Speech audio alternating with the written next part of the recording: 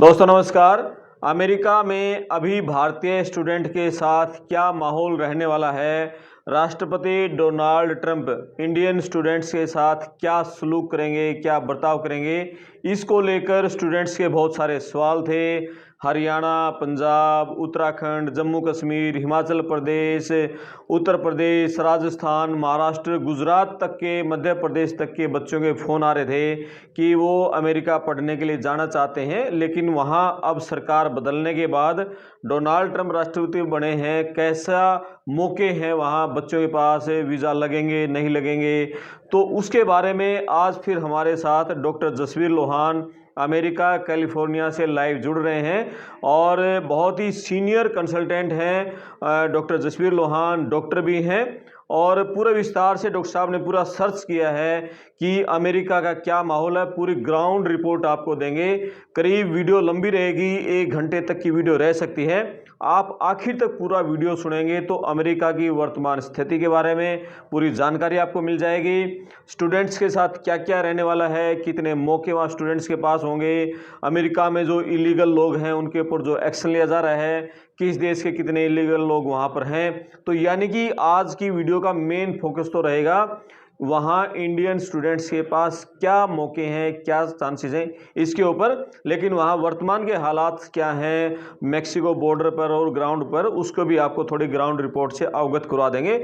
और वहाँ भारतीय बच्चे जो जाएंगे और वो जो पहले जा चुके हैं और जिन बच्चों ने स्टडी वीज़ा पर गए थे उन्होंने वहाँ असाइलम लगा दी है, तो इन सारे मामलों के बारे में पूरे डॉक्टर साहब से हमारी सुबह बात हुई थी। उन्होंने पूरे रिसर्च करके डाटा इकट्ठा कर लिया है, अपने साथ खूब पेपर लेके डॉक्टर साहब लाइव हैं और विस्तार से बताएंगे। आप इस वीडियो को खूब शेयर करना, चैनल को सब्सक्राइब करना और आपके भी कोई सवाल, ये पूरी वीडियो सुनना और उसके बाद आपके कोई सवाल हैं तो आप कमेंट बॉक्स में लिख देना। डॉक्टर साहब से हम 1-2 दिन बाद फिर बात करेंगे और आपके जो भी सवाल हैं उन सवालों के जवाब जानने की कोशिश करेंगे। अब over to doctor Jasvir Lohan ji. जी डॉक्टर साहब नमस्कार। नमस्ते, राम राम, सत श्री अकाल, आदाब, भारत माता की जय।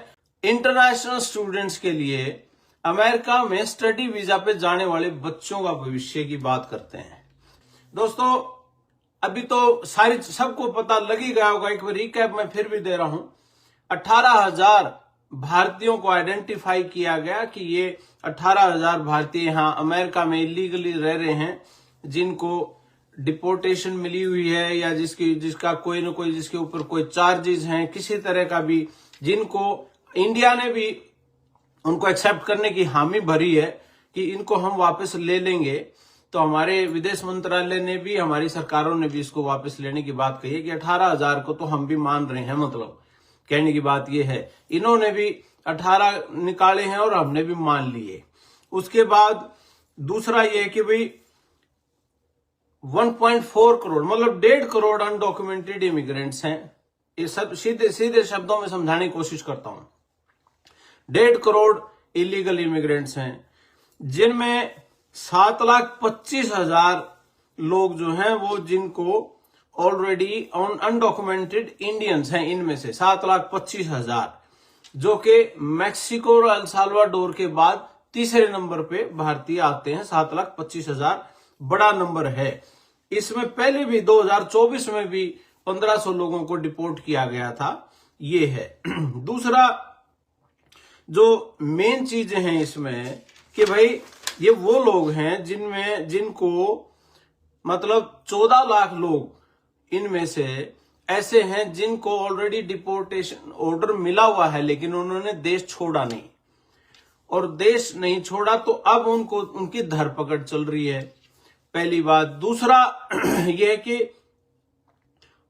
14 लाख में से उनके पास सिर्फ 40,000 लोग हैं उनकी कस्टडी में हैं। उसके बाद फिर अगला काम शुरू होगा कि भाई बाकी लोगों को पकड़ रहे हैं। लेकिन फर्स्ट जो प्रेफरेंस इनकी है वो ही लोग हैं जो क्रिमिनल बैकग्राउंड के हैं या जिनके ऊपर कोई ना कोई चार्ज लगा हुआ है या भगोड़े हैं। ये है क्योंकि इनका कहना यह है कि भाई हमारे सिटीजन्स को कोई तंग ना करे, हमारे सिटीजन्स को की जिंदगी रिस्क पे ना हो, इसके बचाव के लिए हम ये कर रहे हैं। इसलिए हम अपना बॉर्डर सिक्योर कर रहे हैं। इसलिए इन्होंने 1,500 फौजी अलग से बॉर्डर के ऊपर भेजे, अगर जरूरत पड़े तो मिलिट्री की भी हम वो भी करेंगे। अभी तक इन्होंने कम से कम 700 के आसपास लोग, शायद 800 के आसपास लोग इन्होंने अरेस्ट किए हैं और उनमें से एक जहाज भर के मैक्सिको उन्होंने तार भी दिया। तो ये तो अपडेट है उसकी। तो बाकी इस चीज से रिलेटेड जो माहौल बना हुआ है उसमें ये है कि भाई जो फार्म वर्कर्स हैं खास तौर पे, भाई हाईवे के ऊपर रेड, होम डिपो पे रेड, ग्रोसरी स्टोरों के आगे रेड, ये गैस स्टेशन जैसे तेल डलवाने जाते हैं लोग, सामान लेने जाते हैं वहां रेड, इस तरह की चीजों का ये माहौल बन रहा है। तो वो एक अलग चीज है। ये तो था एक रिकैप कि भाई किस तरीके से ये करेंगे और ये कर रहे हैं। अभी स्कूलों में, चर्चिज में, हॉस्पिटल्स में पहले रेड मारने की आईस को इजाजत नहीं थी, लेकिन इनको अब उसकी छूट दे दी गई है कि आप जा सकते हो। जबकि कल एक स्कूल में आईस ने रेड मारने की कोशिश की, लेकिन स्कूल की जो एडमिनिस्ट्रेशन थी, स्कूल का जो प्रिंसिपल था वो मजबूत था, ठाडा था, तगड़ा था। उसने भाई उनको मना कर दिया कि आप अंदर नहीं आ सकते, क्योंकि हमने इन बच्चों की जिम्मेदारी ले रखी है। स्कूल कहता हमने जिम्मेदारी ले रखी है माँ बाप के सामने कि हम आपके बच्चों की हिफाजत करेंगे जब तक वो बच्चा स्कूल में है। और ये बात भी सच्ची है कि भाई जब बच्चे, माँ बाप उनको एडमिशन दिलवाते हैं और बिल्कुल निश्चिंत होकर घर जाते हैं बच्चों को स्कूल छोड़ के, और पीछे से उनका बच्चा कोई उठा ले जाए, तो ये तो बात स्कूल वालों की भी सही है, ऐसे थोड़ा दे देंगे हम। लेकिन वो स्कूल ने बिल्कुल उनके अपने वकील बिल्कुल रेडी रखे हुए थे कि भाई हम अपने स्कूल में एंट्री नहीं देंगे और लीगल नोटिस देंगे कि हमारे स्कूल में आप बिना इजाजत घुस नहीं सकते।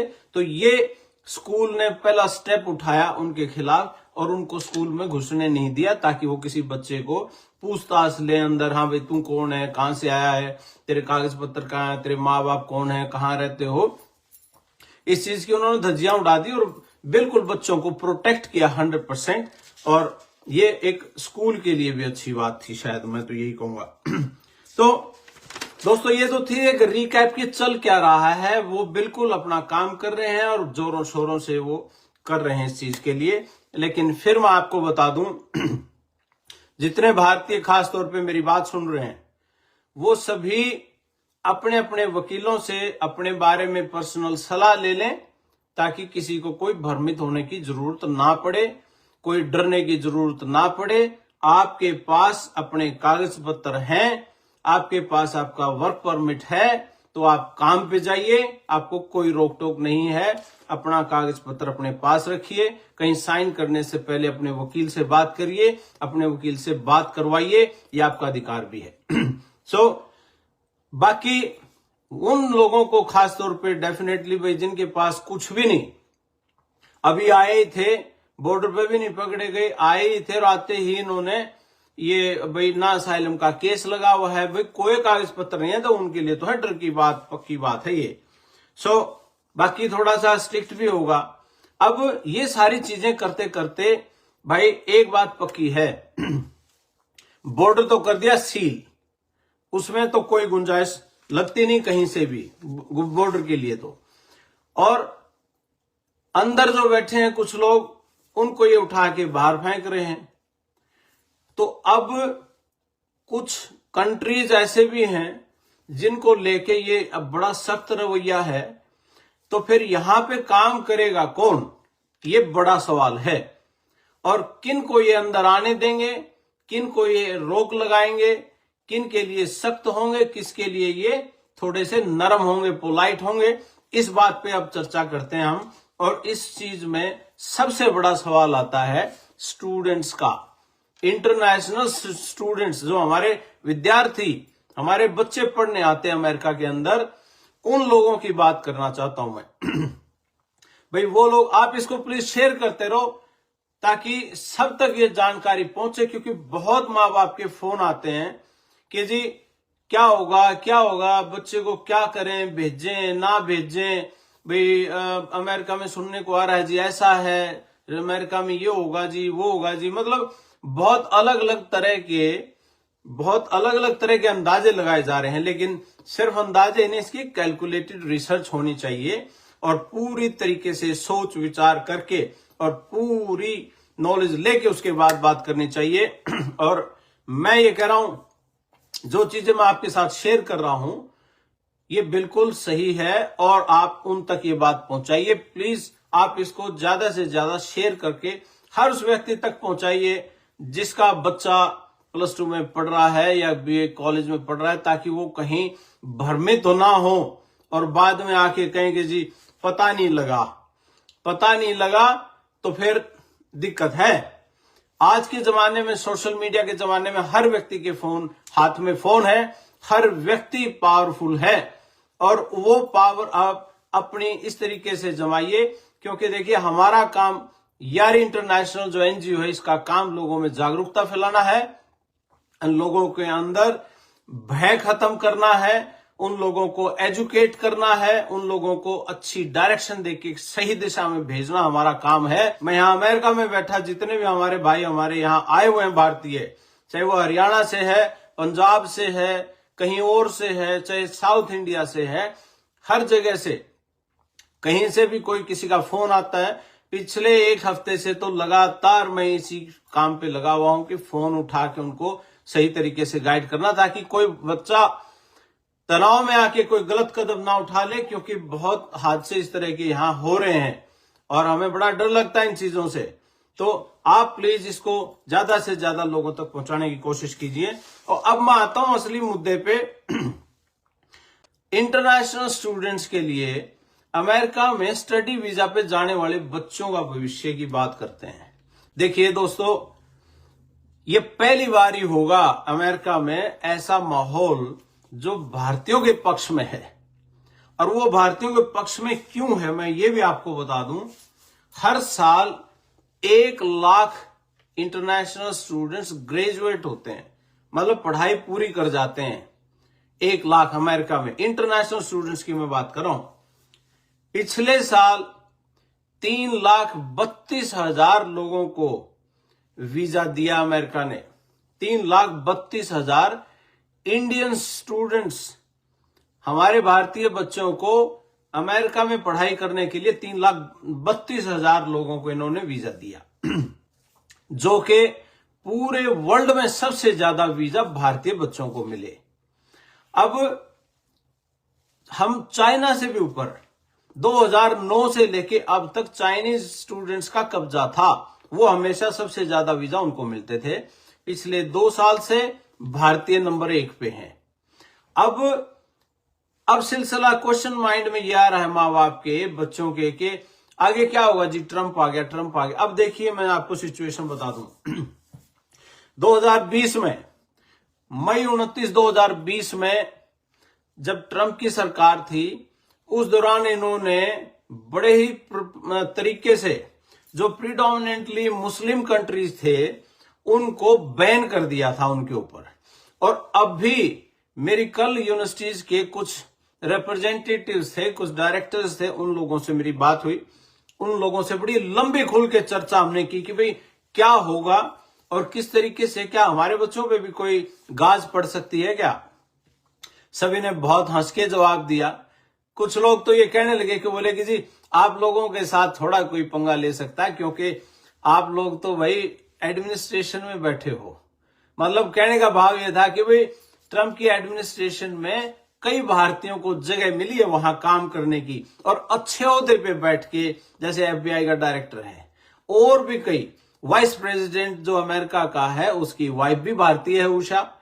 सो भाई हमारी बाण बेटी है वो इंडिया और मेरे शहर की है। जो वाइस प्रेसिडेंट अमेरिका का है उसकी वाइफ उषा वो मेरे शहर की है, सैन डिएगो की है, और वो भी वहां है। तो बोले कि जी और भी कई पावरफुल लोग वहां बैठे हैं जो उनके आसपास हैं, जो बहुत, और वो आसपास इसलिए हैं क्योंकि स्मार्ट हैं, पढ़े लिखे हैं, इंटेलेक्चुअल हैं और डिफरेंट एंगल जानते हैं, डिफरेंट पर्सपेक्टिव जानते हैं, इसलिए वहां बैठे। तो लोग भी पैरवी करेंगे। बट इसके अलावा भी दूसरी एक बात यह है कि जैसे 2020 में इन्होंने जो कंट्रीज बैन किए थे उनकी लिस्ट ये है कि उसमें जैसे किर्गिस्तान था, नाइजीरिया था, म्यांमार था, सूडान था, तंजानिया था, ईरान था, लीबिया था, नॉर्थ कोरिया था, सीरिया था, वेनेजुएला था, येमेन था, सोमालिया था, अफगानिस्तान, पाकिस्तान, ये चीजें इनके ऊपर बहुत, ये मतलब आप इसको किसी भी तरीके से देख लेना ये कंट्रीज पहले बैन किए थे और अब तैयारी हो रही है शायद ये अब भी बैन हो। अगर बैन नहीं हुए, ये भी सुनने में आता है, अगर बैन नहीं है तो इनकी जो इवेल्युएशन है, फाइल्स जो इनकी लगेंगी, इनके ऊपर इतनी रिस्ट्रिक्शंस होंगी कि वो आदमी आज एडमिशन लेना शुरू करेगा तो 1 साल बाद जाके नंबर आएगा, ताकि बच्चा फ्रस्ट्रेट होकर वैसे ही भाग जाए और असल तो हो बैन जो सुनने में आ रही हैं चीजें। तो ये बात। दूसरा, फाइनेंस सबसे बड़ी जो चीज है यहां, वो है भाई अमेरिका में फाइनेंस। भाई रेवेन्यू कितना का रहा है दोस्तों, $44 बिलियन सिर्फ स्टूडेंट से इकट्ठा करता है अमेरिका हर साल। आप सोच सकते हो $44 बिलियन कितने हुए, मैं आपको ये भी बता दूं। कुछ मेरे किसान भाई बैठे होंगे, सुन रहे होंगे इस बात को। $1 मिलियन में 8.5 करोड़ बनते हैं आज के।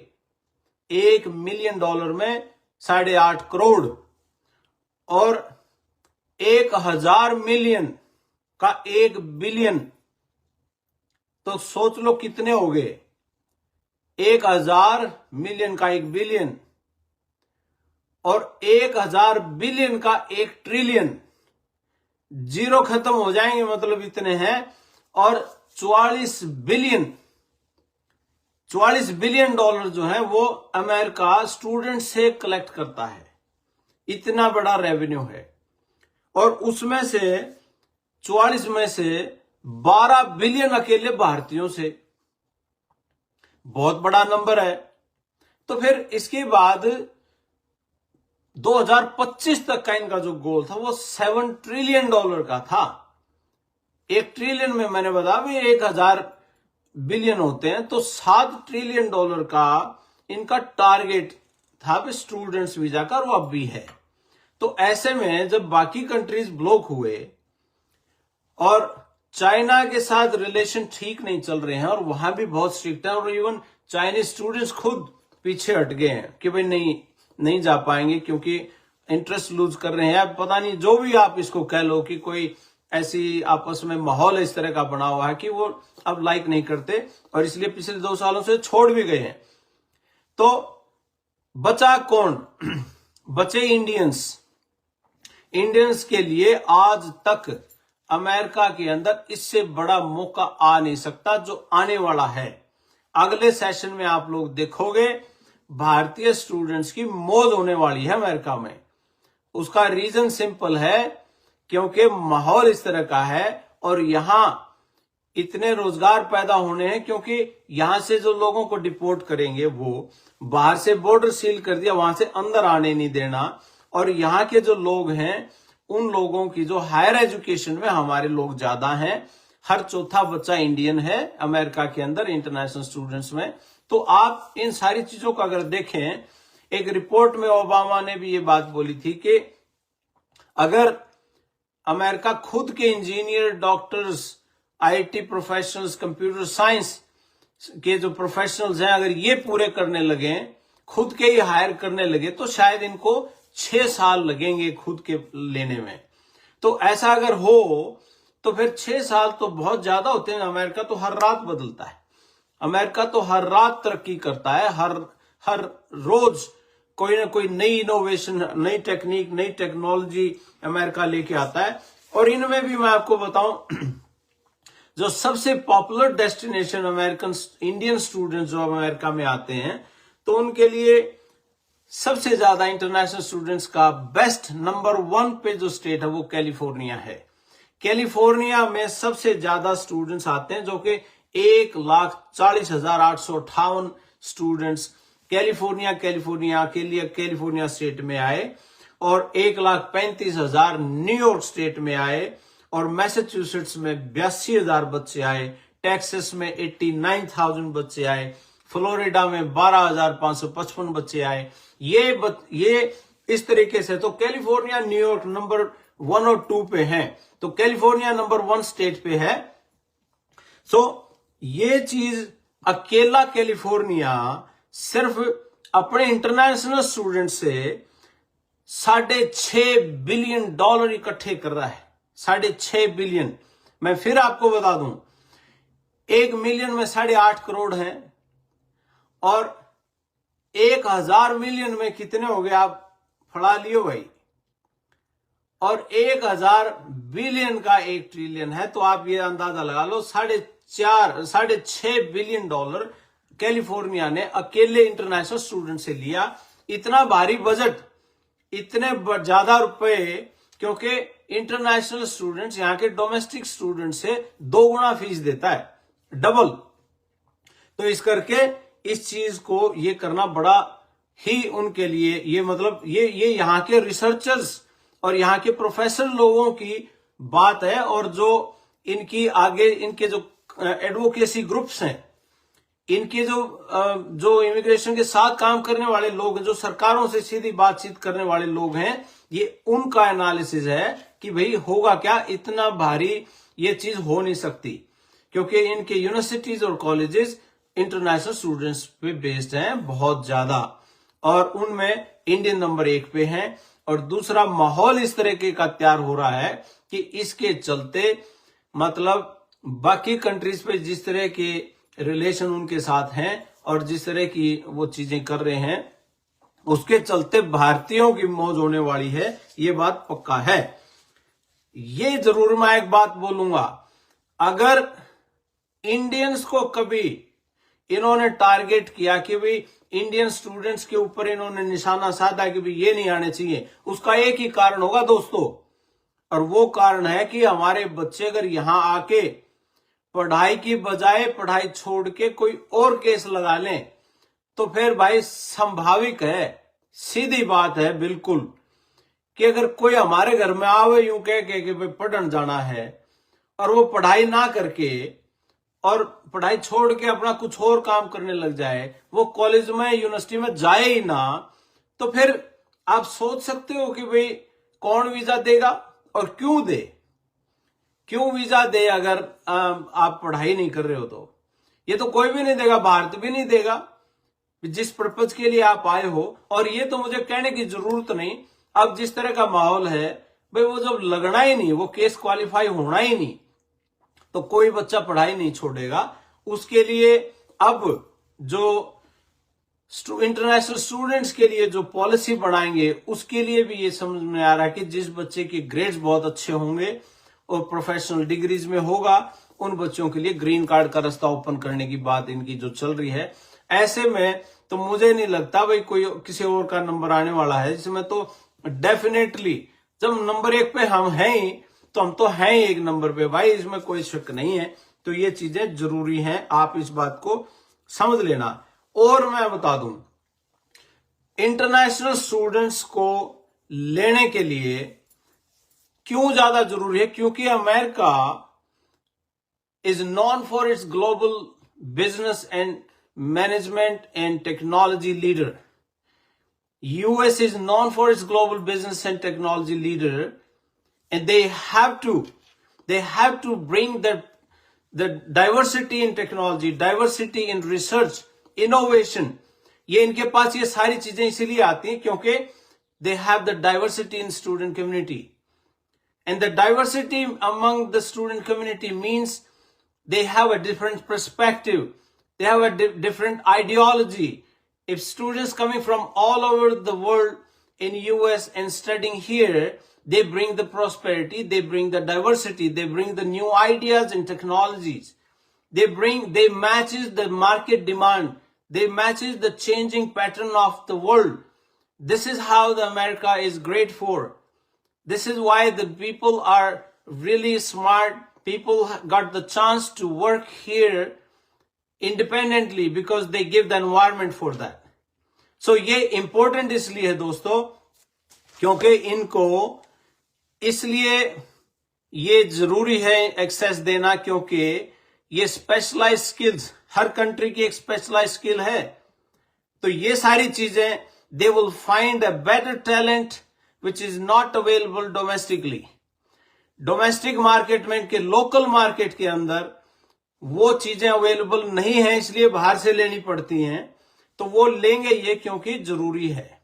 दूसरा मेन रीजन इनका है ये लेने का, क्योंकि स्पेशलाइज स्किल्स का मतलब है इंजीनियर्स, डॉक्टर्स, ये आपके सिविल इंजीनियर्स हैं, इलेक्ट्रिकल इंजीनियर्स हैं, आपके कंप्यूटर साइंस के लोग हैं, आपके बायोलॉजिस्ट हैं, साइंटिस्ट लोग हैं, ये सारे के सारे लोग इनकी, क्योंकि हमारे जो भारतीय हैं वो स्टेम कोर्सेज में बेस्ट हैं, जो science, technology, math and engineering में बेस्ट हैं, इसलिए ये आएंगे। और कॉस्ट सेविंग भी इनके लिए, इनके देते हैं आधी फीस, हमारे देते हैं पूरी फीस, लाइक डबल फीस हम देते हैं। इनके लिए रेवेन्यू कलेक्शन भी है, इनके लिए डाइवर्सिटी जो इनको चाहिए। अमेरिका इस बात के लिए जाना जाता है, अगर गली में चलते 10 बच्चों को अगर पकड़ लो आप, तो हो सकता है 10 के 10 अलग अलग कंट्री से हो। डाइवर्सिटी यहाँ की मेन चीज है। डाइवर्सिटी का मतलब है भाई, जैसे अपने भारत में डाइवर्सिटी है भाई, कोई पंजाबी है, कोई हरियाणवी है, कोई हिमाचली है, कोई दिल्ली से है, कोई गुजराती है, यूं यहां डाइवर्सिटी है। ये इटली का है, ये गोरा है, ये है, ये भारतीय है, ये चाइनीज है, ये वियतनाम से, यूं है डाइवर्सिटी। तो डाइवर्सिटी जब अलग अलग देशों के लोग आके मिलके बैठते हैं तो इसका बहुत बड़ा इंपैक्ट होता है। और इससे एक चीज और अच्छी होती है कि ग्लोबल मार्केट की अंडरस्टैंडिंग, कि पूरी दुनिया में चल क्या रहा है, पर्सपेक्टिव। भारतीय अलग ढंग से सोचता है, चाइनीज अलग ढंग से सोचता है, अमेरिकन अलग ढंग से सोचता है। वो कहते हैं कि ग्लोबल टैलेंट को इकट्ठा करके यहां ले आओ, एनवायरमेंट हम दे देंगे, यूनिवर्सिटीज हम प्रोवाइड कर देंगे, टेक्नोलॉजी हम दे देंगे, पैसा हम लगाएंगे इंफ्रास्ट्रक्चर के ऊपर। आप तो जो स्मार्ट लोग हैं उनको इकट्ठा करके यहां ले आओ। ये बेस्ट चीज है किसी भी उसके लिए। एक अडेप्टिबिलिटी की बात होती है कि ये अडेप्टिबिलिटी बहुत ज्यादा होती है डाइवर्स टीम के अंदर। They can adapt to change the market, changing market pattern, and they can meet the customers demand. ये इनके लिए इंपॉर्टेंट चीज है, इसलिए इंटरनेशनल स्टूडेंट्स का इस देश में होना बहुत जरूरी, क्योंकि ये बेस है, इसके ऊपर जरूरी है ये चीज। तो दोस्तों, ये चीजें आपको जो ये एनालिसिस मैंने बताया है, इसके चलते अब मैं आपको दोबारा ये बता दूं, जो चल रहा है उसमें पहली बार ये होगा कि इलीगल माइग्रेशन तो रुकेगी टोटली। जो बाहर से लोग आते थे, बॉर्डर सील कर दिए, कनाडा का भी और मैक्सिको बॉर्डर, ये दोनों सील हो गए। इस पे तो चिड़िया नहीं आ सकती। दूसरा, यहां जो लोकल लोग थे वो, या जो इलीगल डॉक्यूमेंट वाले लोग हैं, अनडॉक्यूमेंटेड हैं, उनको बाहर निकालेंगे। और फिर इंटरनेशनल स्टूडेंट्स के लिए ये बेस्ट मौका है। इंटरनेशनल यूनिवर्सिटीज के भी यही अंदाजे हैं, यूनिवर्सिटीज भी यही कह रही हैं कि भाई इतना भारी लॉस, इकोनॉमिकली भी, फाइनेंशियली देख लो आप, पैसे के तरीके से अगर हम बात करें तो इतना बड़ा लॉस पैसे का, क्योंकि 11.5 मिलियन थोड़े नहीं होते, मतलब $12 मिलियन थोड़े नहीं होते, सॉरी मिलियन नहीं, बिलियन।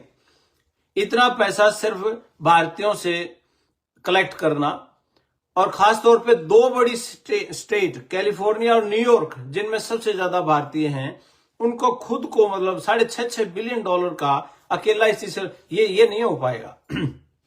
और दूसरी चीज इंपॉर्टेंट है, क्योंकि हमारे रिलेशनशिप इनके साथ इतने अच्छे हैं कि वो हमें पसंद करते हैं, इसलिए हमारे लोग उनकी एडमिनिस्ट्रेशन में, इनकी सरकार में ज्यादा भर्ती हुए हैं, ज्यादा बैठे हैं ऊपर, वो भी एक बड़ा फैक्टर है। और ये सारी चीजों के चलते भाई मैं तो एक बात कहूंगा, अब एग्जाम चल रहे हैं, या अब आगे फरवरी मार्च में एग्जाम होंगे +2 के बच्चों के, आगे BA के बच्चों के, या बैचलर डिग्री वालों के। आप सभी को ये बात कह देना, समझा देना, भाई बढ़िया तरीके से तैयारी कर लो। अगला बैच जो आएगा, जो इसमें अगस्त सेशन जो होगा, उसमें तुम्हारी चांदी होनी है। और ये मौके हैं, बार बार नहीं आते, ऐसा माहौल पहले कभी क्रिएट नहीं हुआ जो अब होगा। इसका फायदा ले लेना। ये एनालिसिस है, ये पूरी बातें हैं, मैंने एक एक चीज आपको तार तार करके समझाने की कोशिश की है। और हमारा मकसद, और मैं ये नहीं कहता भाई कभी ये सोच लो कि भाई ये तो ये काम करते हैं इसलिए बात करें ना, कहीं से जाओ, कहीं से फाइल लगवाओ, कहीं से कुछ करो, कोई लेना देना नहीं। ये हमारा कोई धंधा नहीं है, ये हमारे कोई रोजगार थोड़ा ही है, लेकिन कहीं से कुछ करो। मैं ये कहना चाह रहा हूं, भ्रमित नहीं होना। कुछ लोग अपने फायदे के लिए भ्रम पैदा करने की कोशिश करेंगे, वो भ्रम में नहीं होने देना भाई, बिल्कुल सीधा सीधा है। कनाडा में बैठे लोग, इंग्लैंड में बैठे लोग, ऑस्ट्रेलिया में बैठे लोग, जो जिनका मेन डेस्टिनेशन अमेरिका है, मेन सपना भी उनका अमेरिका में आके पढ़ाई पूरी करना है, उन लोगों के लिए भी, और जो भारत में बैठे हमारे बच्चे हैं उन लोगों के लिए भी ये बहुत ही इंपॉर्टेंट है कि वो सही दिशा में, सही गाइडेंस के साथ वो आके अपनी पढ़ाई पूरी करें, और उनको पूरी नॉलेज होनी चाहिए। और आज सोशल मीडिया का जमाना है, इंटरनेट का जमाना है, AI का जमाना है, आप इस पे जाके सारी चीजें देख सकते हो, समझ सकते हो, और फिर अपना फैसला करना, क्योंकि हमारा काम जागरूकता फैलाने का है। यार इंटरनेशनल का मिशन ही जागरूकता है, कि हमारा स्लोगन भी है, empowerment through health and education. Empowerment through health and education is our main motto, and this is why we are doing it. So ये चीजें हैं जी। आइस इंस्पेक्शन की क्या अपडेट है? इनकी अपडेट ये है जी कि ये बिल्कुल इनके पास डाटा है कि कौन कौन लोग क्रिमिनल्स हैं और उनको कहां सर्च करना है। वो सर्च कर रहे हैं जी उनको, और सर्च करके पकड़ पकड़ के उनको बाहर भेज रहे हैं अपने अपने उसमें। और ये भी अगर कोई सीरियस क्राइम उनके ऊपर है तो वो उनको पहले जेल में डालेंगे, फिर उन पर कार्रवाई होगी, जेल पूरी करने के बाद फिर उनको डिपोर्ट भी करेंगे। ये चीज भी है। दूसरा, एक जो असाइलम जिन लोगों के लगे हुए हैं, असाइलम केसेस, मेरे एक दोस्त हैं बड़े अच्छे वकील साहब, उनसे मेरी बात हुई थी, तो वो कह रहे थे कि जो पहले होता था कि या तो पास हो गया केस या डिपोर्टेशन लग गई, एक बीच में भी होता था जिसको पीडी बोलते हैं, पीडी। वो पीडी ये थी कि भाई आपको ना तो ग्रीन कार्ड देंगे और ना ये रिफ्यूज कर रहे हैं, आप बीच में हो, काम करते रहो, टैक्स भरते रहो, काम करते रहो, आपको वर्क परमिट सारी जिंदगी देंगे लेकिन पक्के कभी नहीं होगे। वो पीडी थी, बीच का रास्ता था। तो अब वो पीडी इन्होंने बिल्कुल जड़ से खत्म कर दी कि अब पीडी नहीं मिलेगी किसी को, या तो पास होगा या फेल होगा। एक ये भी अपडेट थी। तो आइस तो अपना काम कर रही है और स्टेट्स अपना काम कर रही हैं, लेकिन ये भी है कि जो बर्थ राइट सिटीजनशिप वाला मामला था, उस मामले के ऊपर बहुत सी चीजें चल रही हैं, सू भी किया गया है, तो काफी तरह की चीजें इसमें चल रही हैं। जैसे जैसे कोई अपडेट आती रहेगी वैसे वैसे बताता रहूंगा मैं। लेकिन एक बात जरूर है, आप सभी से रिक्वेस्ट है, आप इसको शेयर करना ताकि हर व्यक्ति तक ये बात पहुंच जाए जो वहां बैठा है अमेरिका में। हमारे भाई बैठे हैं यहाँ, बहुत भाई हमारे ट्रकों वाले भी हैं, हमारे दूसरे भी हैं, काम करने वाले हैं, और जो रोजगार वाले भी हैं वो लोग भी हैं। भाई गलत मत करना कुछ भी, क्योंकि अब कोई भी व्यक्ति अगर कानून तोड़ता पकड़ा गया उसको बख्शेंगे नहीं। ये चाहे आपका केस चल रहा हो, ना चल रहा हो, किसी भी तरीके से बात हो, तो वो आपको बख्शेंगे नहीं। इसलिए ध्यान से, भाई किसी के घर में रह रहे हैं हम, तो फिर वो आदमी क्यों सहन करेगा अगर कोई हम ऐसी उल्टी सीधी बात करेंगे तो। और मुझे उम्मीद है कि आपको ये बातें पसंद भी आई होंगी, और आपको शायद मैं पूरी जानकारी जो देना चाहता था वो दे भी सकाऊंगा। तो आप प्लीज अपने कमेंट सेक्शन में भी मुझे दे के बात बताना कि क्या कोई और ऐसा मुद्दा आपको लगे कि जिसकी जानकारी की जरूरत है। मैं डेफिनेटली उस पे आप लोगों से सीधी बात करूंगा, और इस मामले को आप, इस बात को जानकारी हर उस बच्चे तक पहुंचाइए, हर उस माँ बाप तक पहुंचाइए जो सोच रहा है कि मुझे जाना चाहिए कि नहीं, उस तक ये बात पहुंचाइए। तो इन्हीं शब्दों के साथ मेरी नमस्ते, राम राम, सत श्री अकाल, आदाब, भारत माता की जय, वंदे मातरम। साथियों, तगड़े रहो, मजबूत रहो, स्वस्थ रहो, because empowerment through education and health is the main motive, and we will keep doing this until our last breath. Thank you so much. Namaste.